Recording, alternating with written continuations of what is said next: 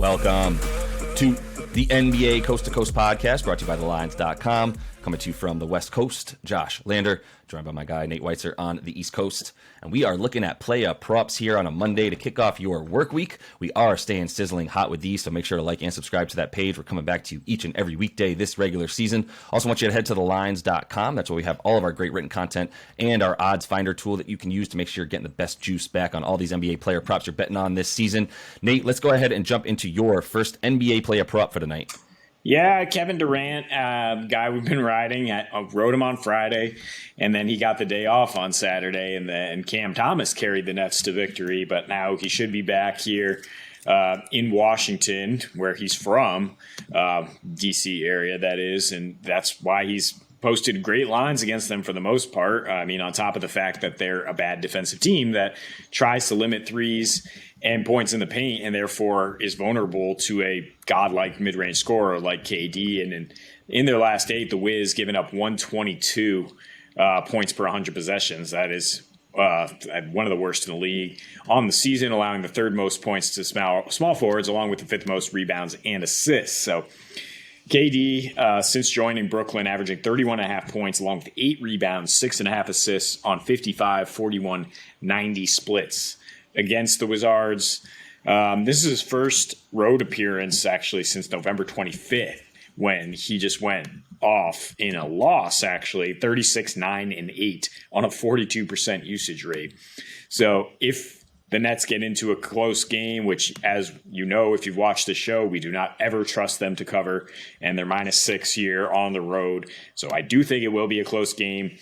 I expect Durant to be filling it up in more ways than one. I mean, 29.5 points is reasonable for sure. I think you're even safer with the 42.5 PRA. He had at least 10 rebounds and assists in 13 straight before going 34, 4, and 4 against Atlanta. And that's probably why Jacques Vaughn realized he had to give him some rest if he's not boarding and facilitating. He doesn't have the energy for that. But yeah, I think he gets back to those elite round stat lines in addition to scoring 30 points here. Yeah, that feels right. I mean, that's been the key, I think, and the difference in terms of their wins and losses as well, to a degree, is how much is KD doing on top of scoring, to be honest, because they need help in a lot of different ways at times with their lack of depth. But yeah, I'm never going to tell you not to take a KD over, especially in a situation where the Nets are playing a lot better right now, and this Wizards team has been sliding on defense a ton. So completely with that one. I'm going to go with Ant-Man for our next one. I think there's a lot of ways to look at how to bet Ant-Man here. 25.5 points. I think some of his props are a little bit affected by the really good game he had against Portland just this last one, as they're doing one of these home just 2 in a row in the same building, Minnesota at Portland twice in a row.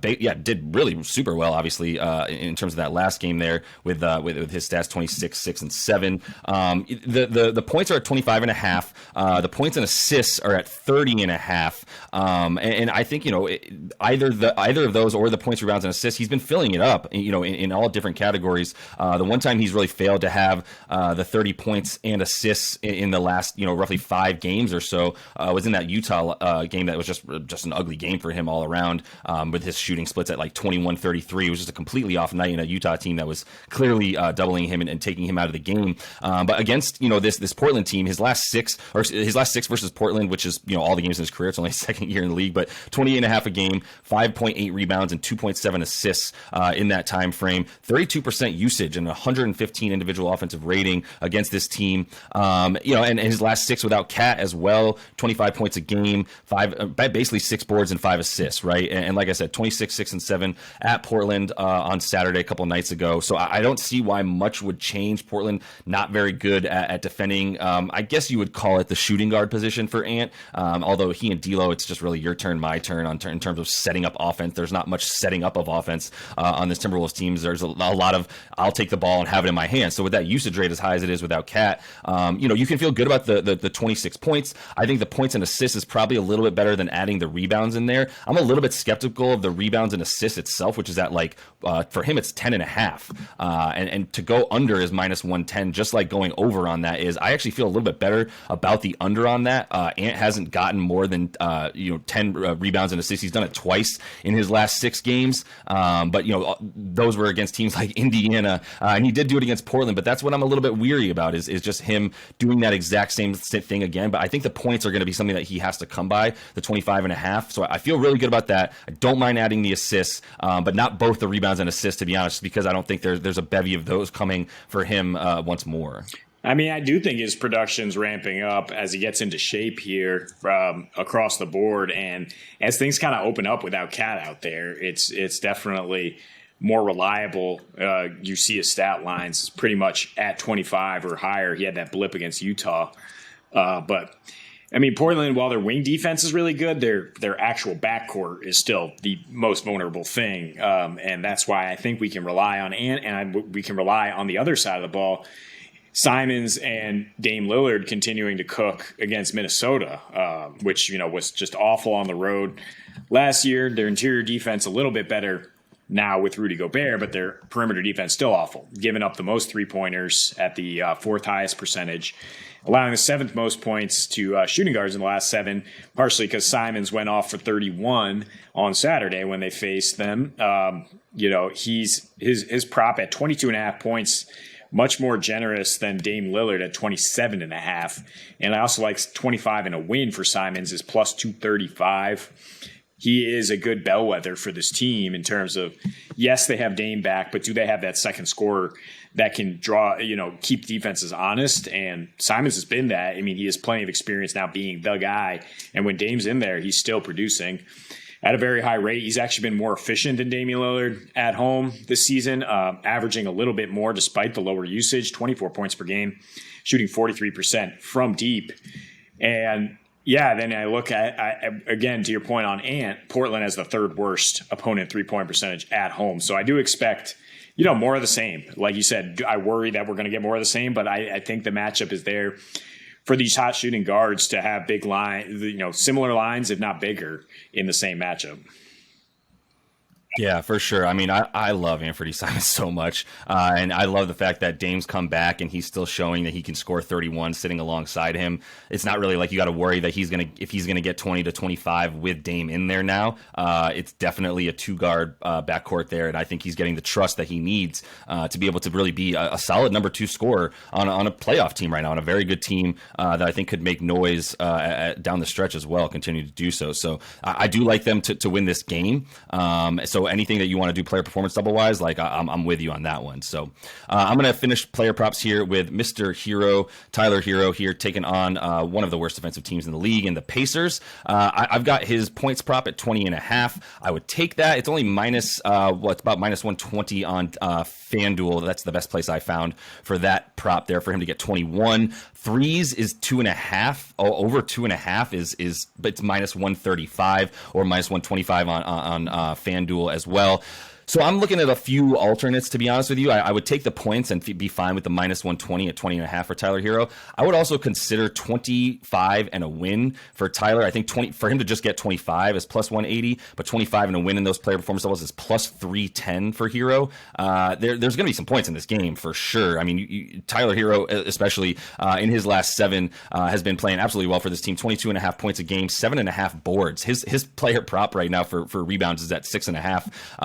6 assists in that time frame as well. So he's filling it up for Miami all over the place with roughly a 28% usage rate and the ball in his hands a ton.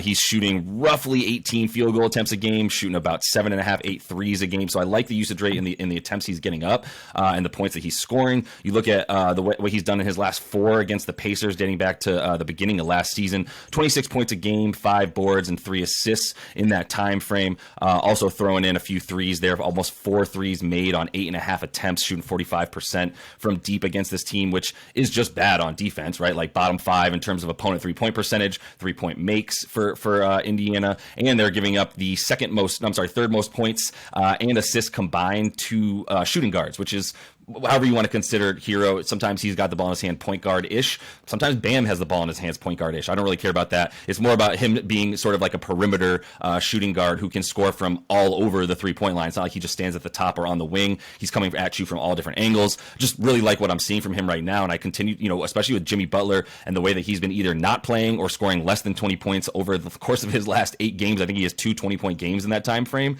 Like, this is the best offensive player on this team, and this is the guy that's going to continue to get points for them. And there's going to be a few more points in this game than most normal Miami games, as they are on the road and they're playing the Pacers, who score a ton at home as well. So there's going to be points in this game. I like 25 and a win for Hero at plus 310. The only thing I don't trust is are the fucking Heat going to try, and are they going to win? That's the only thing I don't know, because they just lost to the Spurs and have been putting up some pretty ugly performances against teams that are not as good as them. Yeah, I actually like Jimmy Butler under 20.5 points to what you're saying. That, I mean, he scored 30 and they lost last time out, and I think he needs to impact the game in different ways. I think he knows that, and that means letting Hero take on much more of the scoring load. I'm sure there's a correlation there.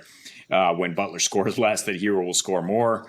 So, I mean, that might be an interesting same-game parlay to get Butler under and the Heat win. But something like that, I mean, I think the safest bet here is, Tyler Hero, 21 points. Is, like you said, averaging 22.5 his last 7.